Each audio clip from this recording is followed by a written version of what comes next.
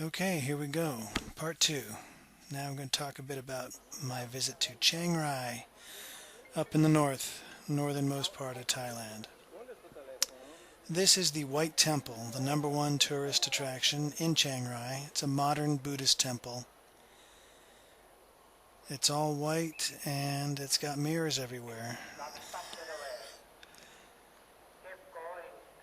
Keep going. Don't stop, because there's just tons of people there.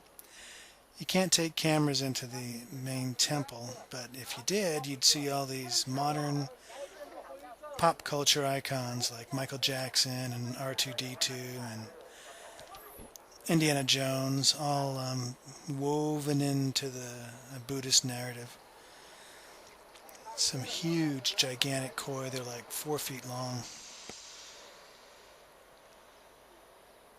They could be dwarf whales. These are construction workers working on the temple, and I thought it interesting that they use scaffolding made out of bamboo, and that's it.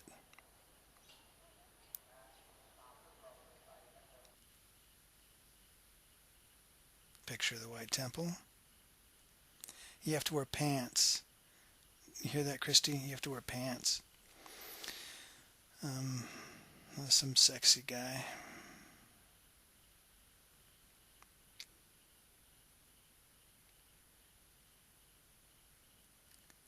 Batman, Pinhead, some guys with bolts through their foreheads. More of the fish. It's really an impressive temple. Oh, check out this no dogs allowed. That's a dog. Okay, Tawan Duchani. He's a famous Thai artist who just died a year ago.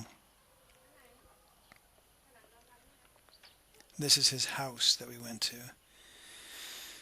He does most of his work, a lot of carved teak, mostly water buffalo skeletons, horns, bones.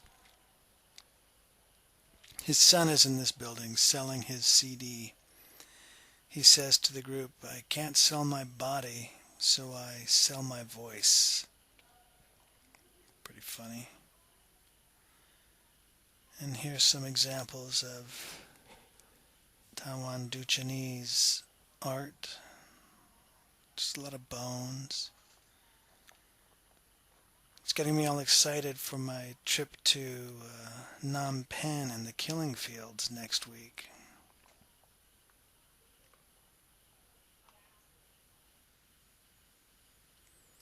Giant snake skin stretched out on a table with money on it. Here in the bathroom, I don't know what those are, but there's quite a few of them. Bones. The world's biggest snake. This thing was gigantic.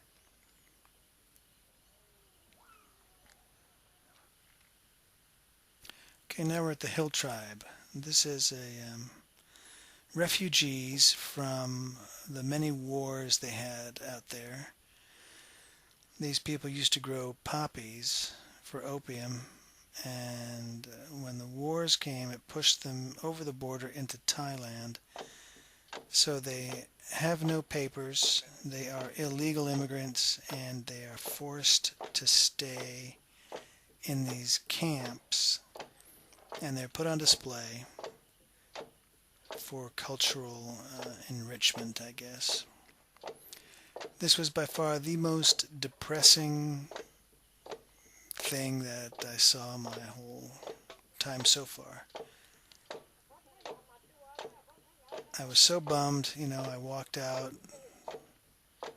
and didn't even see I saw them, I didn't take any pictures of the Karen longnecks, the ladies who have the brass rings around their necks, pushing their shoulder blades down. There was only one anyway, this old lady. Wobbling head.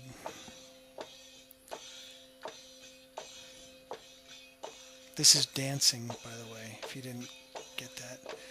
Whenever a tourist van comes up, these people kind of drift in out of the bushes, out of their little bungalows and off their cots, put on their traditional garb and start performing for the tourists. Now, down the path a little way is this group. And the neat thing about these people is there's this old man sitting by the exit. And when they're done dancing, if you don't put money in that box right there in the middle that they're dancing toward, the old man like spits on the floor as you walk out. So if you go to the human zoo and see the hill people,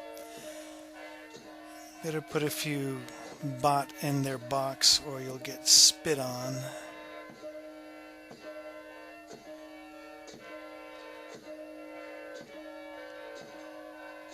Isn't this culturally rich?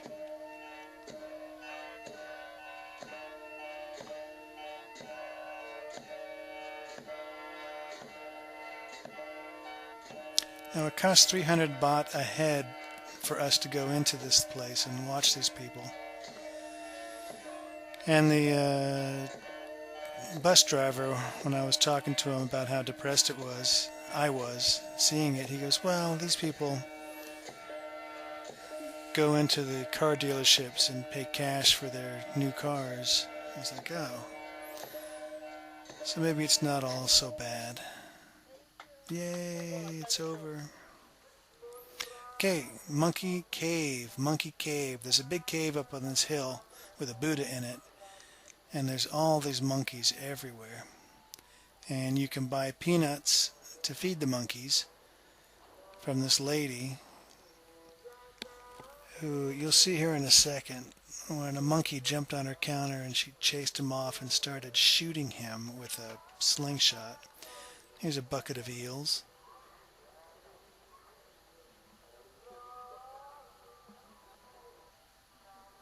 Bucket of turtles. When I was up there checking out the Buddha, I was taking a video of the city and a monkey jumped on my backpack. I spin around, he jumps off with my water bottle and rips the bottle lid off with his bare teeth and just sits there and drinks my water.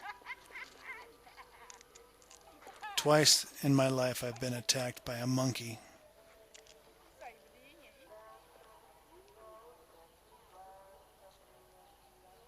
Giant swarm of, I don't know what they are, boring koi or catfish or something.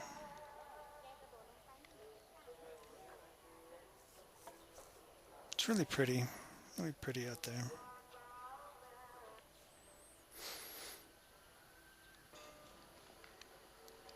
There she is. That's the chick with the slingshot. Look at her hand.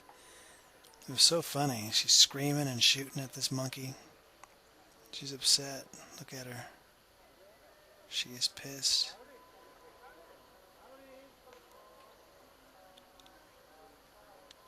There he is. Okay, Golden Triangle. This is where Laos, Thailand, and Myanmar all come together. Former opium capital. We're taking this longboat over to Laos to a economic development center, which is really just a big swap meet with beggar children who come up to you. 5 baht, 5 baht, 5 baht.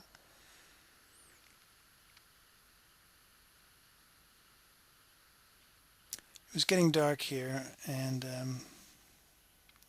we went to the House of Opium, the Opium Museum. This guy got here before us, so all the good beds were taken. Deer brand. This is a brand of opium they used to sell. This is something called a bong. I've read about it on 60 Minutes, but it's made out of bamboo.